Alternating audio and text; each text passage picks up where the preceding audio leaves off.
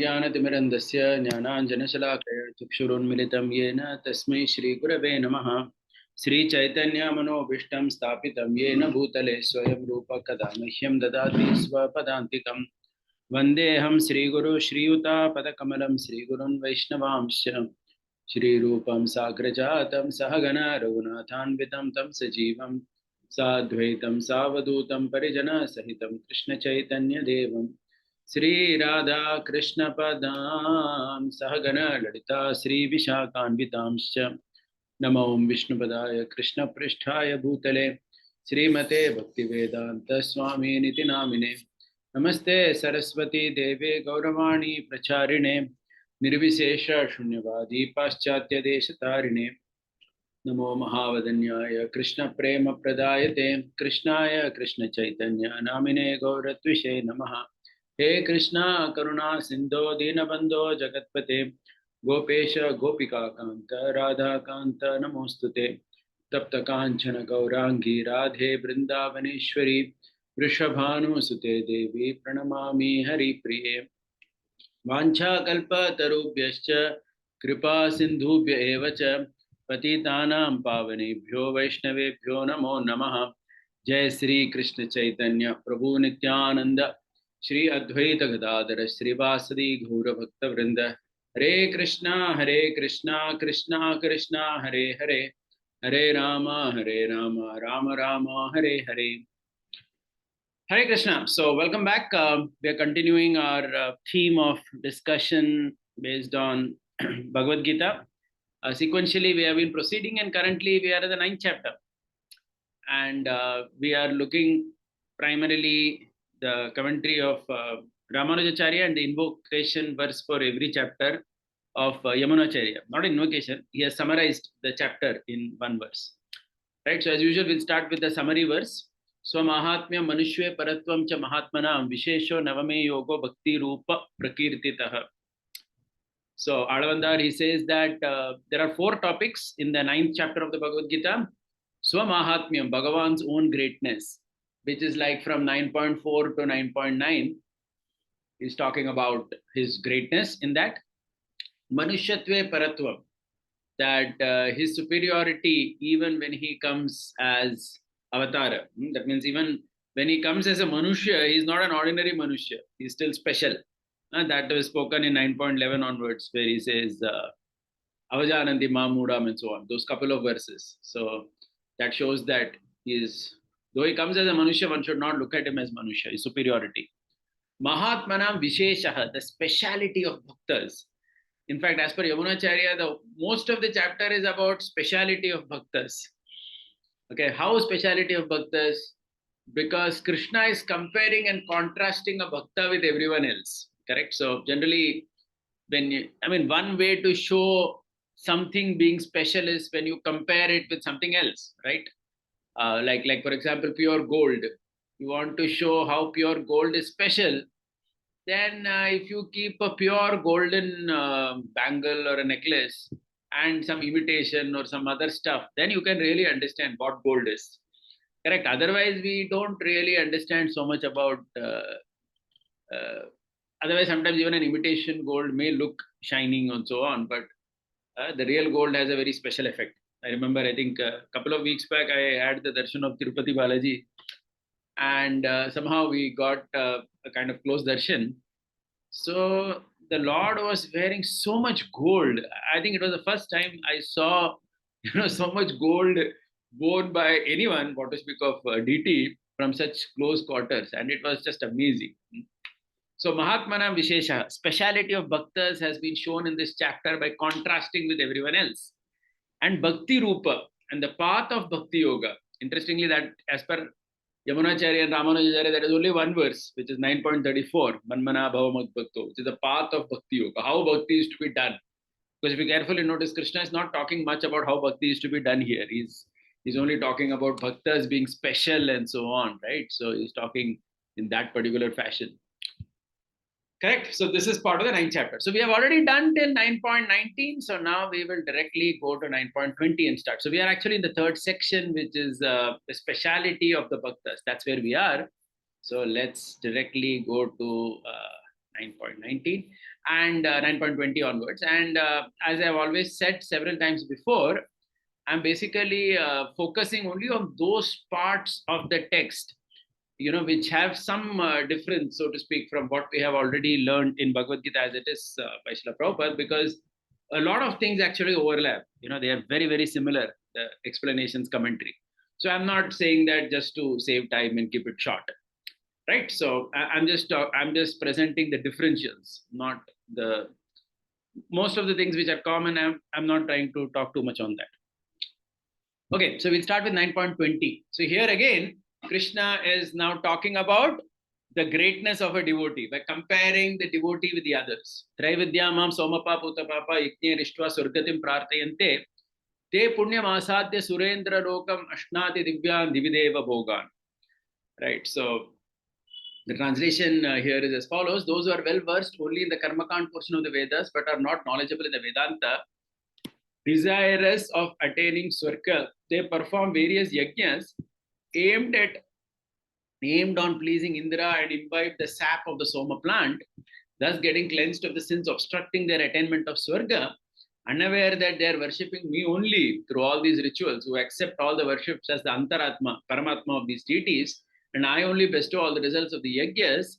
They seek the attainment of heaven. They, after attaining the realm of Indra, which is devoid of worldly sorrows, they enjoy in different planets of the celestial world celestial pleasures far more delectable than available in this world, pleasures which only the gods enjoy. So this is the translation. So let's focus on the part that is different here. So first thing he says that Traividya. So Traividya means we know three Vedas, right? Prabhupada also says Rig, Sama, Yajur is the Traividya. Ramanuja says one additional point. He says that Traividya, why Krishna is saying here, is to say that these people have studied only Traividya. That means they have not gone to the other part. Okay, so then what is the other part? The Vedanta and the Upanishads. They have not done that. Okay, so because somebody who goes through the Vedanta and the Upanishads will unavoidably will be forced to accept that actually there is the Supreme Lord who is beyond all these devatas, and he is the one whom we are supposed to worship, adore, and aspire for. Correct? But someone who has not read the Vedanta and the Upanishads and who has only read the Traividya, such people are being spoken about here. So that's how he says. The reason he says that is because you may be knowing in Chaitanya Charitamrita also this comes. Prabhupada talks about this Prastatrayana Acharya. Three, there are the Shruti Prasthana, Smriti Prasthana, and Upanishadik Prasthana. Prasthana means like Shruti Prasthana is the Vedanta, Smriti Prasthana is the Bhagavad Gita, and Upanishadik Prasthana are the Upanishads. So these three are considered the most important, Vedic literature: the Vedanta, the Upanishads, and the Bhagavad Gita. Right? They are these three Prasthanas, and Prasthana Traya Acharya means these Acharyas like Ramanuja, Madhva, everybody. They all commented on all these three. Okay, so the point here is that those people, so we are contrasting with the Bhakta. So Bhakta is one who has actually reached the Vedanta. Okay, so in our case, we may say the Bhagavata, because that's a natural commentary of the Vedanta Sutra. But somebody who has not touched the Vedanta and the Upanishads and so on, he gets stuck with Traividya. So that's the point here, right? So hence Krishna is saying Traividya. Okay. Then Somapa. So Somaras, he gives some interesting information. He says that the process is, there is a plant called as the Soma plant, and it seems the juice of it is extracted and offered in Agni, and the rest is taken as prasada. And that basically cleanses the sins. Now, when you cleanse the sins, when we say it cleanses ones of sins, does it clean one of all sins? No. It says only those sins which obstruct the person from going to Swarga. There may be some other sins which may obstruct the person from getting moksha. Those are not cleansed by drinking the Somarasa. Okay, only the ones that are stopping you from going to heaven, Swarga, that it will clean. And what he says is Yajne Ishtva, Yajne Mam Ishtva. If you see the words on the left also, the Sanskrit words are given. So that means these people are unaware, because these people are stuck only with the three Vedas and have not read Vedanta, Upanishads, or Bhagavatam, etc. They are not aware that the Lord is the Paramatma of all these deities and he only gives everything. So they think Indra is all in all or whatever, and thus they seek heavens. Okay. And when they reach heavens, they enjoy. So Ramanuja raises a question: why should you say they enjoy? It is understood, na, they will enjoy when they go to heaven. Is it necessary to say that they went to the heaven and enjoyed? Okay, so he says no, it is necessary to say, because he says in the heaven also there are many, many gradations of positions that you could get. Like, for example, he says somebody may go to heaven and just remain some servant, right? Like if you see, sometimes we see dramas also, right? In Indraloka, Indra is sitting and there are many people bringing somras or many drinks, refreshments, right, in a plate, like a waiter going back and so on. So those people don't enjoy so much. So the point here is these people enjoy, if you see the verse, they enjoy the pleasures which the gods enjoy, Deva Bhogan. That means these people, they are going to enjoy at a much higher level. So that is what is being said. I mean, they are not going to just be some servants in Indraloka. They will get a good, because if after going there also you are something like that, your job is to just bring the juice and clean up the place or whatever, some other seva, then okay, there may be some enjoyment, but not as much as the others. So he says that is why it is being specifically said they enjoy pleasures which the gods enjoy, to indicate that they actually get a good position in the heaven. It's not just that they're going there. Okay, so all this is being said, right? So at this point, all looks good. Somebody may say, what is the loss in this? After all, we went to the heavens and we had a good time. So, so we'll have to see the next verse. So this is all contrasting. So why this is all Bhakta Mahima? To show how the Bhakta is different from all this. Okay, so the next verse says, Tetam Bhuktva Sargalokam Vishalam, Kshine Punya Martyalokam Vishanti, Evam Trei Dharma Manu Prapanna Gatagatam Kama Kama Labante. They, after having enjoyed the various objects of the heavenly worlds, when the stock of their meritorious deeds, which was the cause of the celestial stay, comes to an end, they are born again in this world of men in accordance with the past karma.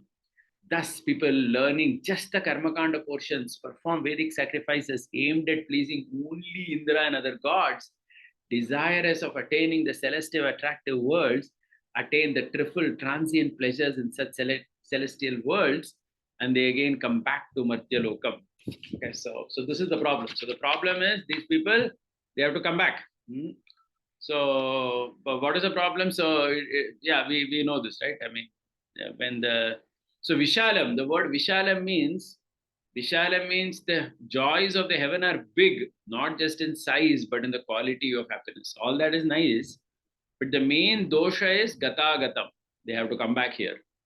Okay, they have to come back to this world, and that is the contrast. So I'll not say more on this because here the commentary is very similar to what we have read in Bhagavad Gita as it is. So it's the same thing almost, right? Yeah, but the next verse is very different. 9.22.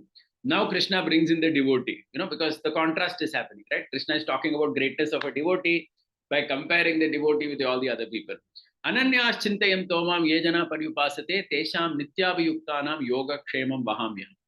Those jnanis, the Mahatmas who desire no material benefit and hold Bhagavan as the most dearest and lovable, thinking of me only with love, lovingly worship me who is endowed with all auspicious qualities, my vibhuti, my pastimes in full measure. To such jnanis who aspire to ever be united with me, I give them myself and ensure they are not separated from me again. So here we will have some elaboration because there is some, there are some unique explanations in this verse. So Krishna is saying basically that these doshas which are present with the previous two verses which were said, with those who are only stuck in the three Vedas, is not there in the Mahatmas. Okay, who is the Mahatma? The same, 7.16. Okay, so I hope all of you recall that we have been discussing that 7.16, that Chaturvida Bhajante Mam, right? The fourth category, Jnani. That means who becomes Bhakta through knowledge. He is the person whom Krishna is talking later in the Gita, as per Ramanuja and Yamuna. Right, so these Jnanis, they have Ananya. Ananya means what? Ananya can be discussed in many ways. Ananya, one way is to say that they don't go to other gods, right? That is also Ananya. But here he says Ananya means those who desire no other material benefit and who hold Bhagavan as their dearmost and lovable object. That is the Ananya here. Mam chintayantaha, thinking of only me with love, Krishna refers to himself. Paryupasate. Paryupasate has given a very nice definition. He says Paryupasate means worshipping Krishna 360 degree. That means Paryupasate means literally like you're thinking about Krishna's all types of qualities, all his vibhutis, all his pastimes in full measure. In full measure means that means one is uh, trying to access Krishna based on everything, Nama, Rupa, Guna, Leela, everything. Something like that is Paryupasate. Tesham Nitya Abhiyuktanam. See, Yukta means what in Sanskrit? Yukta means those who want to be united. Abhiyukta means who desperately want to get united with Krishna. Nitya Abhiyukta means who want to permanently be united with Krishna and they are quite desperate about it. Okay, so this whole term, Nitya Abhiyuktana is a very interesting term here. That means they want permanent, intense unity with Krishna. To such people, what does Krishna give? Here his definition is much different. Generally, Yoga Kshemam Vahameham means we know, like even Prabhupada translates that as what? Carry what they lack and preserve what they have. Correct? So that's one way of looking at it. Ramanuja gives a different understanding here. He says, Yoga means, see, generally yoga means what? So we have to understand the word yoga. Yoga in Sanskrit means to give something that you don't have. That is called yoga. Like if you go to an astrologer also, sometimes you may ask, do I have putra yoga or dhana yoga, like that. I mean, yoga means to obtain something that you don't have is called yoga. Okay. So here Ramanuja says, what is it that the devotee wants, which he, does not have? It is basically nothing but Krishna himself, right? So he says yoga means to get Krishna or to get the spiritual world. That is the yoga, because that's what the devotee is wanting. He doesn't want anything in the world. If he wanted anything in the world, then he doesn't fit only in this category. He's Ananya. Ananya has already been said. Ananya means he has no material desire only. Material benefit is not aspiring for. Correct? He is not aspiring for anything material. So that being the case, why should Krishna give him yoga, or why should Krishna give him things of this world? Because that fellow is not interested only in it. He is basically wanting what? He is wanting Krishna only. So Ramanuja takes that line of thought. So he says that Krishna gives himself to such a devotee, and Kshema, that means what? He gives him the Vaikuntha which he will never lose. Okay, so just like we all know now, once you go back to the spiritual world, you don't come back here. So Kshema, that means that is protected. Okay, so Krishna will give himself and the spiritual world to the devotee, and then he will never lose it also. So that is how he translates Yoga Kshema, which I thought is a slightly different translation, and it kinds of resonates, or it makes sense in the context of the words in this verse, right? Because Ramanuja connects the Yoga Kshema with Ananya, saying that this Bhakta wants Ananya. He doesn't want anything in this world. So Krishna says, okay, no problem. You just come back to me and you are always going to be with me henceforth, right? So that is how he defines Yoga Kshema Vahamya. Correct. So this is again, so please remember, we are contrasting, right? We are talking about the greatness of a Bhakta. And as you know, the Bhakta is indeed is being shown to be great by contrasting him with the other guys, like the Traividya and all those people, right? Krishna is contrasting them. Okay, at this point, somebody may say, okay, but somebody may raise an objection. See, the way Acharya's commentaries are always, they raise objections, saying that, okay, there is an objection that can be raised.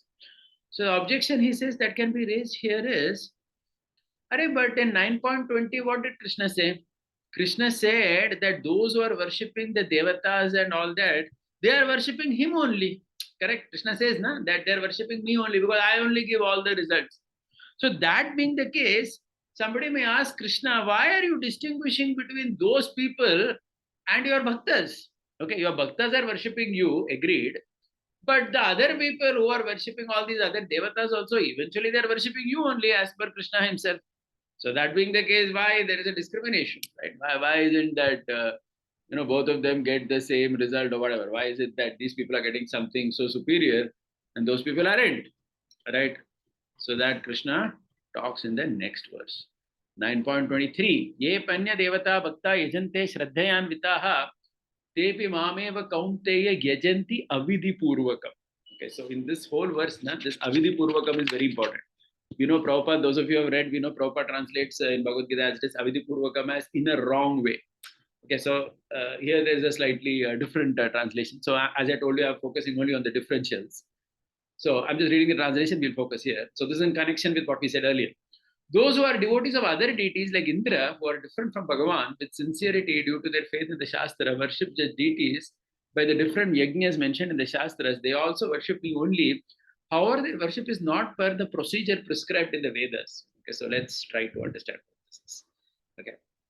So all the first part is pretty same. Okay, so Krishna is saying that those who are worshipping the other deities, Anya Devata, with Shraddha, they have faith, Yajate, they're worshipping those deities. They're worshipping me only, Krishna says. But what is the difference? Their worship is not as per procedure in the Veda. So from where did this come? So Ramananda, what he says is Vidhi. So he says Vidhi comes from the Veda itself. That means the Veda has a Vidhi, how you worship. Now, okay, now, we need some more explanation here to better understand this verse. So the way these people explain this verses, they say that the entire Vedas which are there, they are ultimately to understand Krishna. All the Vedas are meant to bring you to Krishna. Like Krishna has already said, in Gita also it says, Vedesha sarve rahameva vedyo, 15th chapter that verse comes. Or in the 3rd chapter also that is there, right? So the Vedas, the purpose of the Vedas is to bring you to Krishna.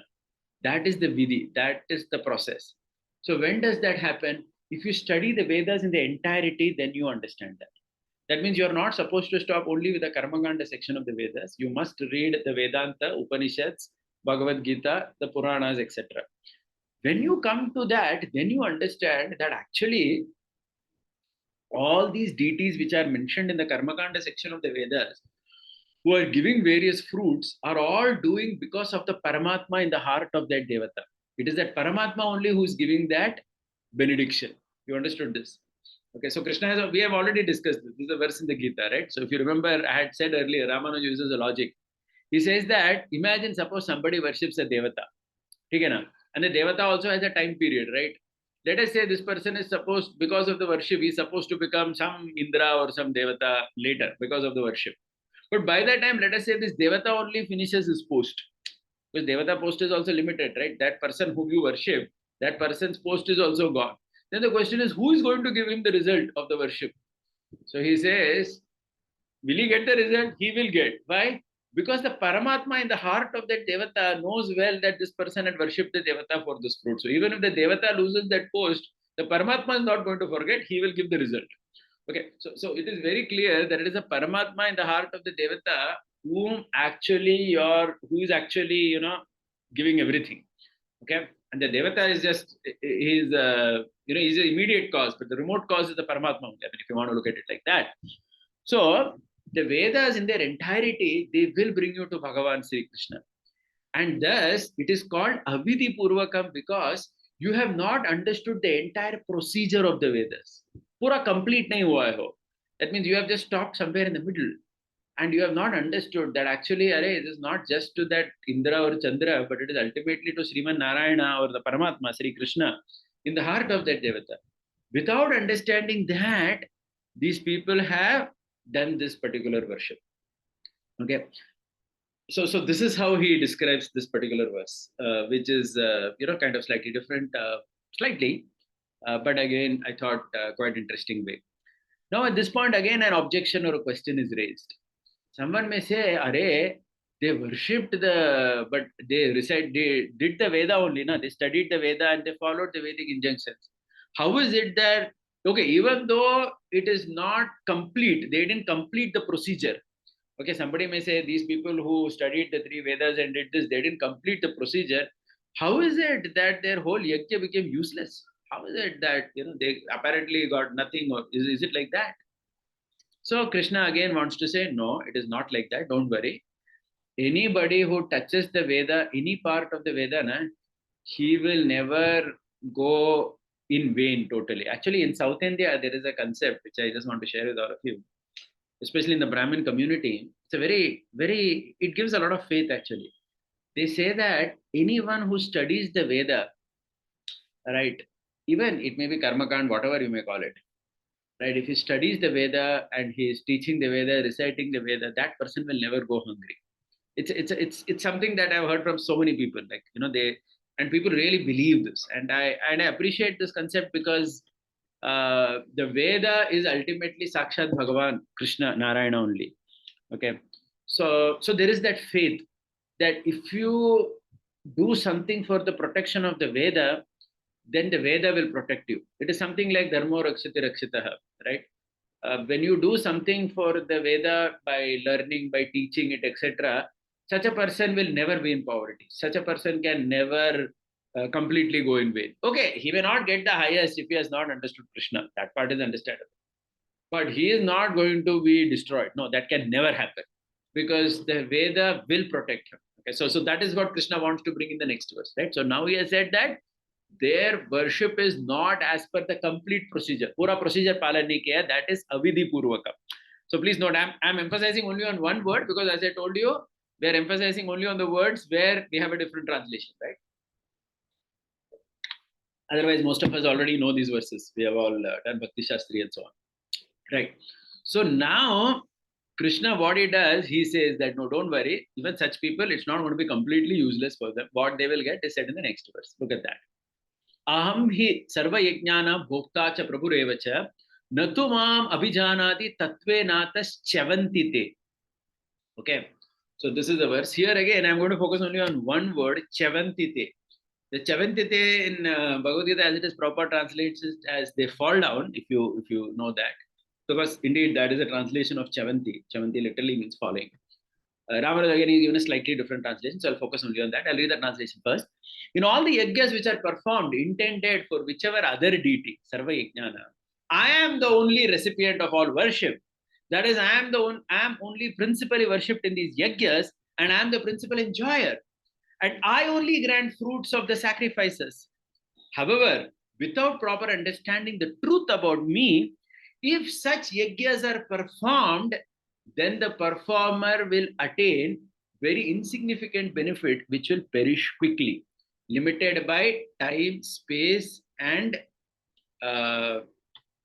nature. Okay, so if you see carefully in the translation, only the last word is different than what we already know. So Krishna, what is he saying? In all the yajnas, for whichever deity you do, Bhokta, I am only the recipient of the worship. I am only the enjoyer. Prabhu, I only grant the fruit of the sacrifice. Natuma abhijanati. However, without understanding this truth, if somebody does this yajna, which please means, there is another subtle meaning here. That means if somebody does these yajnas with that understanding that it is Krishna who is the recipient of all these yajnas, such a person doesn't get heaven, he gets mukti. Okay, so please pay attention to this. Ramanuja says in this verse or in this series of verses that it is all about your consciousness. Okay, so this I'm going to elaborate in the next verse also. So please try to appreciate this. That let us say somebody is there who is doing these yajnas, but he is very clear that I may be in the yajna, I may be offering some ahuti to some devata, this, that, but ultimately all this is going to the Paramatma in the heart of that devata, and he's the person I'm worshipping, and I'm doing it in Nishkama Bhavana. I mean, we have to apply the entire Karma Yoga that we learned from 3rd chapter Bhagavad Gita. If somebody does like that, he says, such a person also gets mukti only. Because he is not, he will not go to the heavens, because he has done it just because it has to be done. Okay, so anyway, I'll come to that very soon. But the point to be emphasized here is Chavanti. Chavanti te, here he translates it as the performer will attain insignificant benefit which will perish quickly. So Chavanti means going, falling. What is going to fall? That benefit is going to fall down. That's how he translates. So Chavanti proper translates as falling down. He also says the same thing, but he associates that Chavanti or perishing with the benefit. What is the benefit? Because the benefit is limited by time, place, and nature, desha, kala, everything, right? That means the benefit is heavens. It is not spiritual world, Vaikuntha.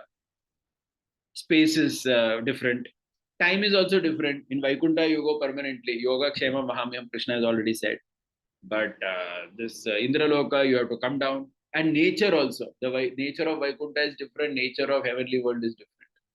So he says, in terms of time, space, and nature, the heavenly planets are different from Vaikuntha. Hence, that benefit which is there is going to fall away very soon. So falling away only, but that benefit goes away.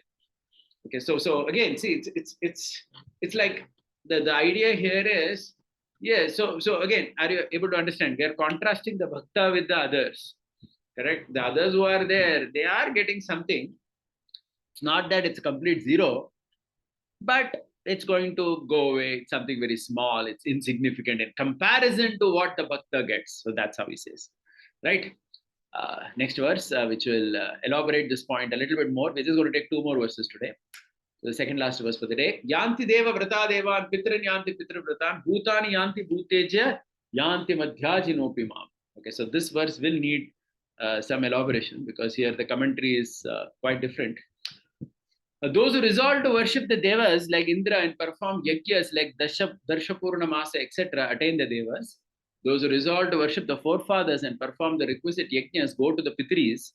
Those who resolve to adore the spirits, the yakshas, the rakshasas, pishachas, etc., and worship them, they reach the spirits. However, those with determination that they want to worship me, the antaryami of the devas, the pitris, and the spirits, reach me and attain limitless, incomparable, eternal bliss and never come back to samsara.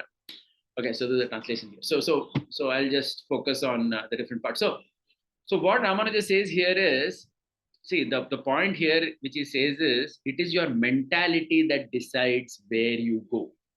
Okay, so that's the underlying part in this verse. Okay, the action may be the same. Okay, somebody is doing a yajna, two people are doing a yajna. One is doing the yajna thinking that I am doing this to worship Indra only and I want heaven. And he's doing some yajna, let us say Darsha Purnamasa. Darsha Purnamasa is an example of a yajna for Devata worship. Okay. Suppose somebody does like that, a yajna, thinking that I'm doing this for Indra, this Darsha Purnamasa, and I want Devata Loka, he will attain it. But let us say someone else is doing the same yajna, but he understands that this is not just for Indra, this is for the Paramatma in the heart of Indra. And I'm not doing it to go to heaven or something. I'm doing it, just to please the Paramatma, because the Paramatma in the heart of Indra likes to hear these Vedas being recited. So Ramanuja says like that. Okay, so somebody recites like that, then that person is not going to go to heaven because he never wanted it, right? He is just doing it to please Krishna. So even Vedic worship is seen here through these verses as a way of worshipping Krishna. It is something like, we say, right, Arjuna, through his fighting, he was serving Krishna, correct? Arjuna was fighting, Duryodhana was fighting. But what is the difference? Duryodhana was fighting for selfish purposes. Arjuna was fighting because he wanted to, rule it in the spirit of service to Krishna. So the action is the same, but the consciousness is different. And because the consciousness is different, both have different results.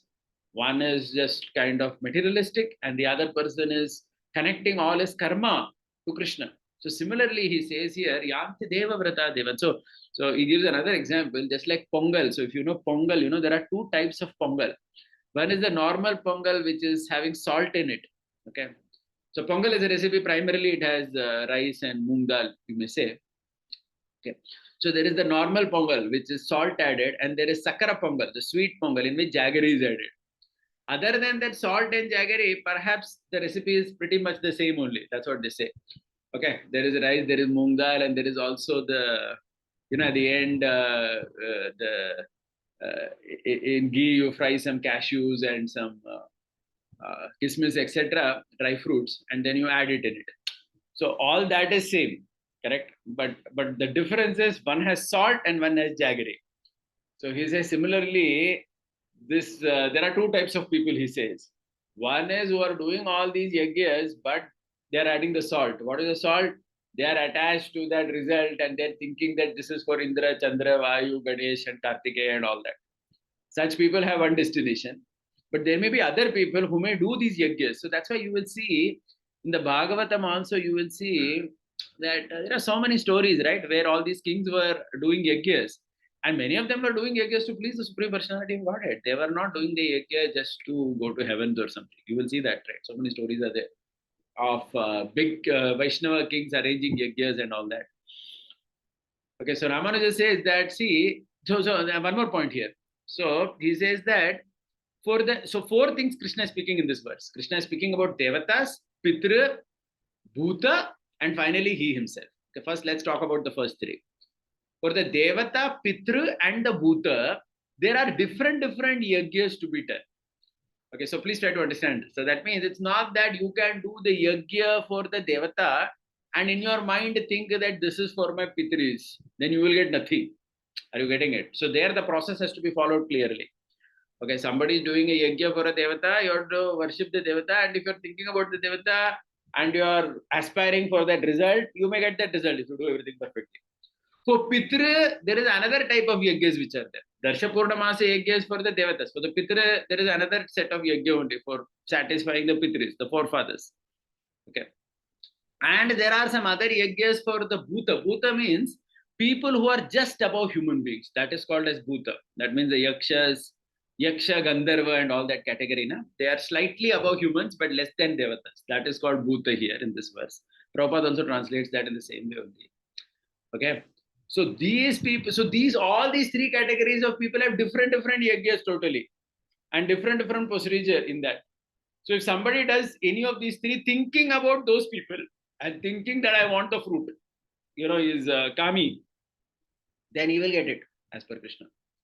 But if someone does any of these yajnas, but thinks that madhyajina, someone thinks that, oh, actually it is the Paramatma in the heart of all these people whom I'm worshipping.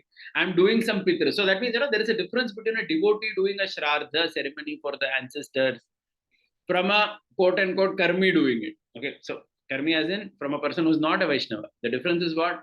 That person is doing all those things, tarpana for the ancestors, thinking that he only wants to satisfy that ancestor and he wants to get the position of the ancestor or be with them in the next life. Some people are there like that who believe that they want to get united with their pitra in the pitra loka or whatever, concepts like that. Such people are different from Vaishnavas who may again do the same things externally, but they do that to please Krishna. They do that just because it is to be done. Okay, so you have to connect this whole understanding with the initial part of the Gita of Karma Yoga. Okay, so in Karma Yoga, what was the essence being taught? That whatever has to be done, you have to do. You can't give it up. Just like Arjuna cannot give up fighting, a Grihastha cannot give up yajnas. So you have to do these yajnas, right? So you may do a yajna for the forefathers or something. You may have some. You may buy a new house. Then you may do some shanti, or you may do some yajna. Correct? Griha Pravesha, you may invoke some the Agni and do some Homa and so on. So we may be doing all those things. But the difference is what? The devotee in the understanding. Okay, it is like jaggery being added in the pongal instead of salt. We are doing, even if we have to do that in some situation, which you have to do only, you cannot say that you will not do that. When we are doing that, or you are doing a Vastu Puja or whatever at home. Again, Vastu Puja means what? You are invoking the various devatas or the presiding deities, right, of the various corners. So any of that, we have to do that because that is karma. That wo chhod nahi sakte ho aap. But we are not going to do that thinking that we are doing only this to satisfy these devatas. Right? We are thinking that no, Agneya we may say, southeast direction. Okay, so yes, there is Agneya. But we may be doing all these things to understand, yes, it has to be done. And ultimately, we are approaching the Paramatma in the heart of all these deities. That is the mood of a devotee. That's what Krishna is saying here. Okay, if that understanding is there, then Krishna says the action may be the same, but such a person will come back to me. Okay, such a person comes back to me. At this point, somebody may say, Arey Baba, it seems as if worshipping Krishna is so complicated, right? Because you have to do all these yajnas and connect to him. No, that's not the point. The point is, this is for those people who are in that position, who need to do. You may say someone who's a Brahmana or someone who has to do it as per the circumstance, right? Like each of us, someone's parents depart, then you have to do something for the departed ancestor. So according to circumstance in your family life, you may have to do these things, correct? It's not that you may, you're doing this because you want to enjoy some benefits in the universe. No, it's not like that. Okay, but the point is to worship Krishna in and of himself is actually very easy. And that is what Krishna is going to speak in the next verse, which is the last verse for today. So in this verse, what Krishna is saying is, by himself, Krishna is not expecting that you have to necessarily do this. It's not necessary. Let us say there is someone who cannot do all these elaborate rituals and please Krishna. That doesn't mean he cannot please Krishna at all. Oh, no, there are very simple ways also of pleasing him because he is very easily accessible. Okay, and this is the last verse that we are seeing. Right? Patram pushpam phalam toyam yome bhaktya prayachati tadaham bhakti upahritam Ashnami Prayatatmanaha. Okay, so it's a very famous verse. All of us know this. I think it's the most often quoted verse, etc. But I'm again going to speak only of some points here which he makes, which are slightly different from what we already know. Read the translation. The one who offers me any of these according to one's capacity, a leaf or a flower or a fruit or even water, all of these which are easily available, with overflowing love towards me and considers the offering purely as an end in itself for pleasing me, of such a pure-hearted soul was offered that leaf, etc., with great devotion. I, who am the Lord of the whole universe, accept that offering with a feeling that it is something I would have never obtained otherwise. Okay, so that's how he translates it. So let's discuss this. So first thing he says is that the Lord is actually very easy to approach also. Okay. So somebody may do a yajna and please him, no problem. And somebody else is there, he may not know the yajna or he may not be learned in all these matters. Okay, no problem. He can do something like this. That is why to become a bhakta, there is nothing like only a Brahman or someone who has studied the Vedas and who knows all yajnas can become. No, any simple person can become a devotee, right? Because it's very easy. The Ramanuja says, Patram Pushpam Phalam. Krishna mentions in the order of creation. Because if you see in Prakriti, first there is a leaf, that leaf becomes flower and then it becomes fruit. Okay, so why Krishna is saying these things in this order? It seems it is to say, somebody may think in his mind, I want to offer mango fruit to Krishna. But let us say that mango fruit only has not come. It is still in the previous flower stage, or even the flower has not come. It is in the leaf stage only. No problem. You can just offer that leaf also. And if now this is available, then this water, which is supposed to be most easily available. Okay, so Krishna has given these things in order to contrast it to the previous verses. See, if you want to achieve Indra Loka and all, it is actually the technical details is much more complicated. Okay, but to become a bhakta, technical details are not much. Just that one has to have that consciousness in the heart. Okay, I want to become a devotee. That's all. Okay, one needs bhakti, which of course is said 2 times. Those things we already know. Okay, so here in the commentary, very beautiful. There is a story from Mahabharata that is quoted, which I will quote and I'll end. So the story is when Krishna goes as the peace messenger to Hastinapur. So it is at that time when Krishna goes as a peace messenger to Hastinapur, it is said Dhritarashtra has a dialogue with Vidura. And Dhritarashtra tells Vidura, we will bribe Krishna. Let us do one thing. Let us give him 10 villages and lot of wealth. If you give him 10 villages and lot of wealth, maybe he'll become very happy with us and he will go back. Okay, so like this, Dhritarashtra is scheming various things when Krishna is coming as the Shanti Dut. Okay, so that time Vidura becomes very angry and he chastises Dhritarashtra. He says, Sarvatmana Andaha. I thought you are only externally blind, but today I've realized you are even internally blind. Your heart also does not have any eyes to see. So it is a very beautiful verse which Vidura quotes, which I am quoting here.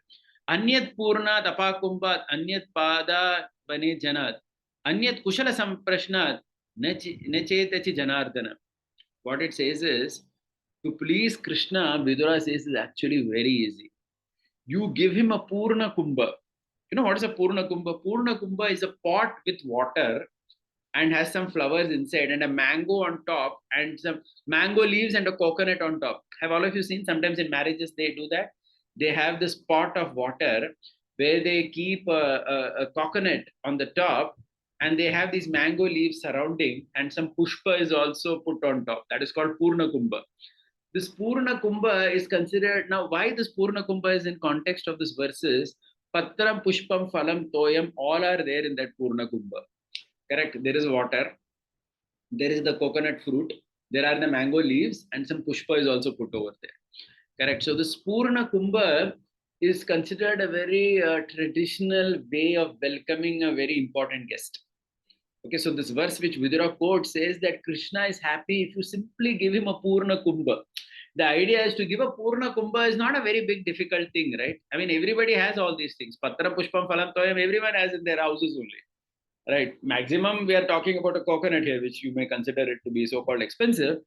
But again, that is also not that difficult. I mean, even the poorest man in today's the world also can afford a Purna Kumbha. Any pot with water inside, with some flowers, with a coconut and with some mango leaves decorated, you can easily offer it.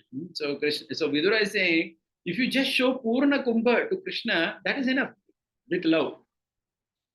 More than that, he says, okay, if somebody may say, even that is difficult, Then if you wash his feet with water, Anyat Padavani Janat, if you wash his feet with water, or Anyat Kushala Samprashnat. Anyat Kushala Samprashnat means if you simply ask Krishna some 4 or 5 genuine nice questions. When Krishna comes to your house, Vidura is telling Dhritarashtra, if you simply make him sit and ask him some 4 or 5 genuine questions, how is everything going in Dwarka? Are you happy? Just 4 or 5 comforting questions, Krishna will become very happy with you.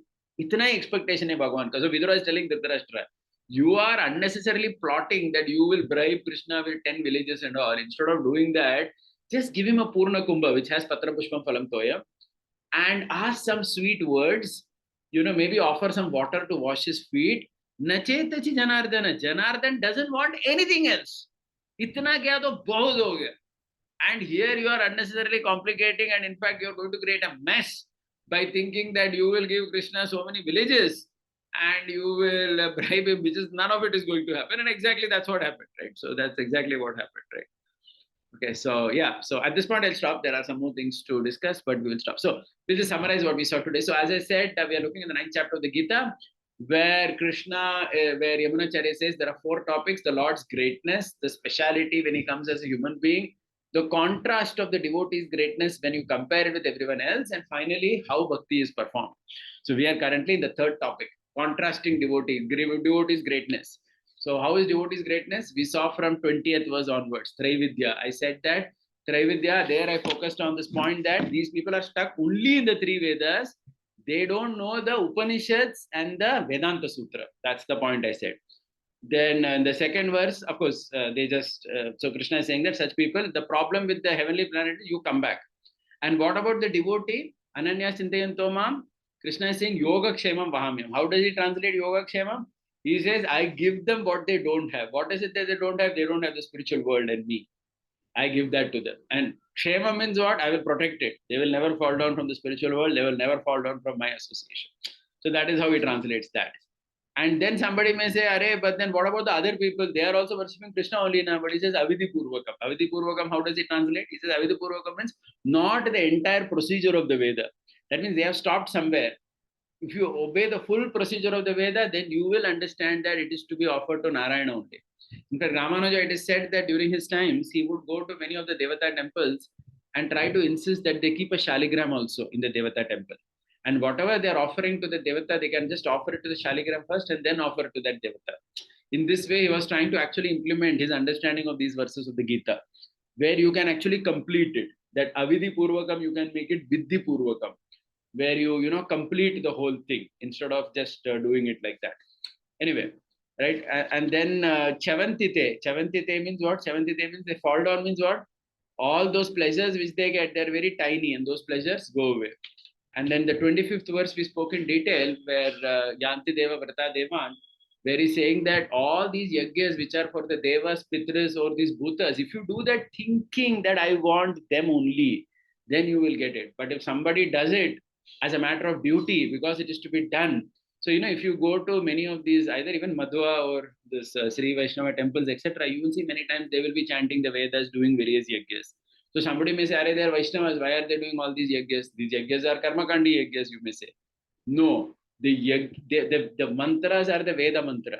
And the Veda mantra is Sakshat Narayana. So their understanding is that we will chant the Veda mantra, but we will consciously do it thinking that this is for the Supreme Lord only. And we are not interested in all this Swarga. So there is a sankalpa that they will take in the beginning to specify that point. Okay, so the idea is that if you do like that, then that's fine. But then somebody may say, is it necessary to worship Krishna only like this? No, if somebody is of that background, somebody needs to do it for some occasion, then that's a different thing. But otherwise, Krishna is very easy to please. And that's why we saw from Patana Pushpam Phalam the concept of Purna Kumbha, which Vidura tells Dhritarashtra, that you just offer a Purna Kumbha to Krishna and Krishna is happy. Okay, don't unnecessarily scheme that you will give him 10 villages and so on. None of that is needed. Okay, Hare Krishna. Thank you. Anybody has any questions or comments? We'll take it.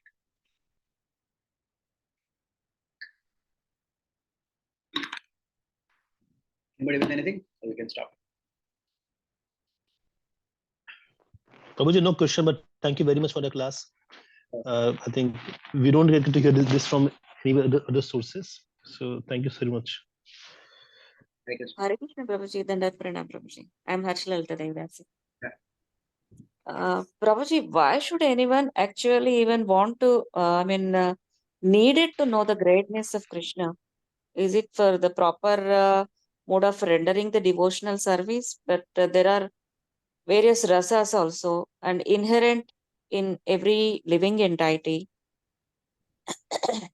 Yeah, see, So the why point not? is, yeah, good question. The point is, the Gita is basically talking about becoming a devotee in a, from the sadhaka level. That means the normal person in the world, how he comes and becomes a devotee. See, the persons who are siddha or eternal, they may not need any of this knowledge. As in, because they have already gone through all that. That's the point. Eternal liberated souls. They don't even need to know. Like if you see in Vrindavan, they're interested to talk about the so-called greatness. They will only keep talking about how is nothing. I'm just muting. Yeah, they will just talk about how Krishna is stealing butter and this and that, and like that only they spend their time. So we are not. Bhagavad Gita is not talking about those type of devotees. Bhagavad Gita is talking about somebody who is from scratch coming and becoming. For such a person, first there is action, karma yoga. Then there is knowledge, and that knowledge culminates in devotion. That's what we saw in 7.19. So please remember that 7.16, 7.19 are very key verses in the Gita, as per Ramanuja at least. He says that वहां से continuation है वो. मतलब पहला कर्म किया, फिर ज्ञान हुआ उसको थोड़ा. He understood the Atma, this, that. Then now he has come to devotion with the understanding that who is Krishna. So such a person needs to understand Krishna's greatness. You understood? And this is typically about people like all of us in the world who become devotee in this particular fashion where we have to integrate our action, knowledge, and devotion. Okay, we are not here talking about those devotees who are Siddha Purusha, who are, already Nitya Muktatmas, who are simply coming with the Lord during his pastimes and doing a drama and going back. उनके लिए they may, they have, I mean, I would say they have gone through all this, so they have reached it like that. Does that make sense? Yes, Prabhuji. Thank you very much. Anybody else with anything? Okay, Hare Krishna. Chila Prabhupada ki jai. Gaur Bhakta Vrinda ki jai.